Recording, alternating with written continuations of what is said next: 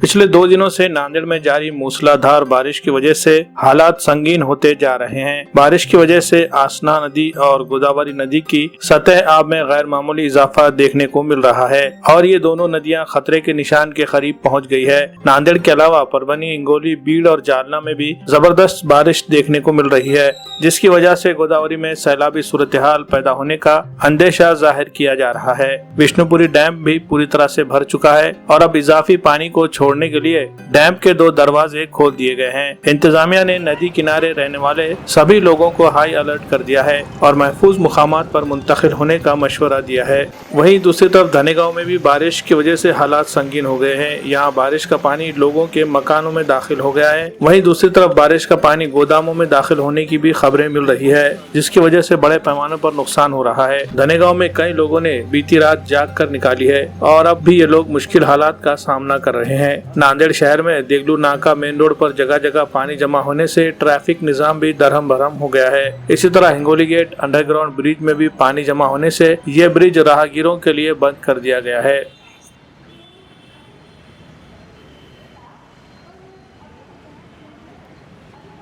ये धनेगांव का इलाका है हमारा, अदनान गार्डन।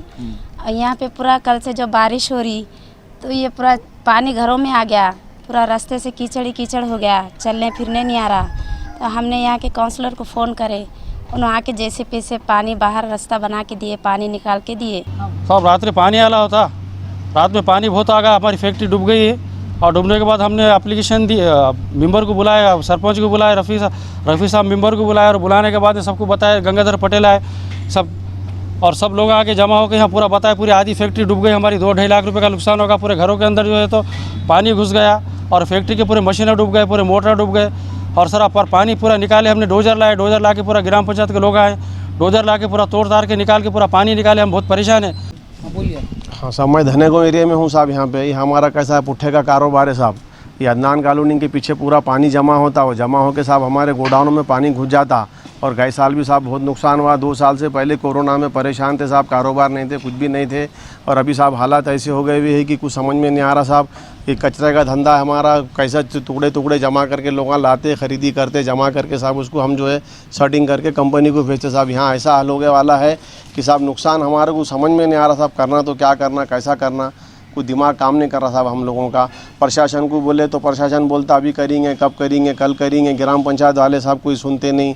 वो वजह से साहब हमारी बहुत परेशानी होती साहब। यहाँ पे कोई ना कोई साहब हमारे को थोड़ा सा हेल्प करे तो कुछ रास्ता निकल सकता साहब। तो आपकी क्या मांग क्या है साहब? मांग क्या है साहब, ये पानी जो पीछे जमा होता ना साहब, ये हमारे ग्राम पंचायत के लोगों ने हमारे को साहब उसका साकार करना, पीछे से रास्ता निकाल के पानी निकाल के देना साहब। ये हर साल पानी घुस रहा है साहब। ये नुकसान बहुत है साहब। नुकसान का क्या अभी अंदाज़ा लगेंगे, अभी तो घुटने पानी हमारे अंदर घुसे आला साहब। बहुत परेशानी में है। एक तो दिमाग काम नहीं कर रहा, हालात ऐसे ख़राब हो गए आले साहब, दिमाग की पोजीशन समझ में नहीं आ रहा था हम लोगों को क्या करना चाहिए साहब। आज सुबह रात से जो बारिश हो रही थी उसकी वजह से जो है अदनान गार्डन इलाके में पूरा पानी भर गया था। हैदराबाद हाईवे पे भी पूरा पानी जमा हुआ था। लोगों के मकानात में पानी घुस गया, आइस फैक्ट्रीज़ में, लोगों के जो है बाकी के दुकानों में, गैरेजेस में सब पानी घुस गया था। सुबह जैसे ही मेरे को फ़ोन आया, मैं आया देखा, उसके बाद में हमारे सरपंच गंगाधर पटेल को मैं जाके बुला के लेकर आया। उन्होंने आके देखने के बाद में जेसीबी लेकर आए, जेसीबी ला के और नाली खोद के पूरा पानी निकाले हमने। काफ़ी नुकसान हो गया लोगों का, बहुत ज़्यादा लोगों के दुकानों में पानी घुसने की वजह से माली नुकसान भी बहुत ज़्यादा हुआ। पिछला साल भी इस तरह का नुकसान हुआ था। गवर्नमेंट ने सर्वे करवाई लेकिन उसका अभी तक कोई मुआवजा भी नहीं मिला। हमारी कोशिश यही है कि भाई गवर्नमेंट ने जो नुकसान हुआ वो लोगों को मुआवजा भी देना और आइंदा ऐसा नहीं होना, इसके लिए जो है PWD ने जो है प्रिकॉशन लेना, ये हमारी जो है PWD वालों से अपील है।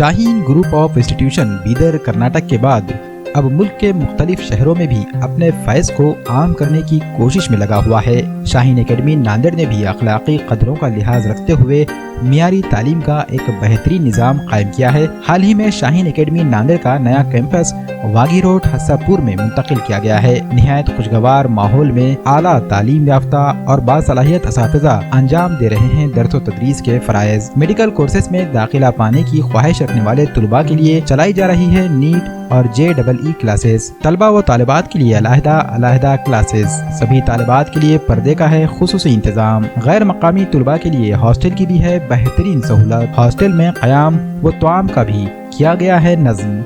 मकामी तुलबा के लिए ट्रांसपोर्टेशन का भी किया गया है नज़्म। AICU की मदद से तुलबा के लिए मुश्किल लगने वाले सवालात को भी किया जाता है हल। इंशाअल्लाह इस साल से 8वीं, 9वीं और 10वीं की क्लासेस भी शुरू की जा रही हैं, जिसमें फाउंडेशन के साथ साथ NTSE और ओलंपियाड की भी तैयारी कराई जाएगी। वाजिबी फीस पर दाखिलों का सिलसिला जारी है। महदूद निशस्तें, जल्द राब्ता करें। Shaheen academy, वागी road, हस्सापुर, Nanded.